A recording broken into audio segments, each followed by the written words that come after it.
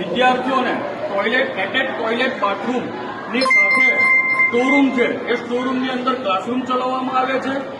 ગંદકી અસહ્ય છે, દુર્ગંધ પણ આવે છે, એમાં બાળકોને બનાવવામાં આવે છે.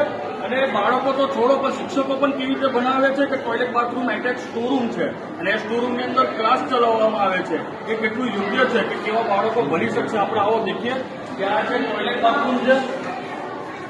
ये भी नया रखा गया, आप देख सकते हैं नया है. उसके जमा तो પછી અહીંયા જે પાણીની પરબ છે,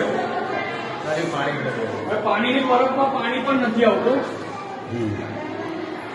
અને આ સ્ટોરૂમ છે કે સ્ટોરૂમ 1 નંબરનો સ્ટોરૂમ છે. સ્ટોરૂમની અંદર એક ક્લાસ ચલાવવામાં આવે છે અને 45,000 જેટલી પહેલા ધોરણના વિદ્યાર્થીઓને 45,000 જેટલી ફી લેવામાં આવે છે. તેમ છતાં પણ આવી સુવિધા છે. આ કેટલું યોગ્ય છે.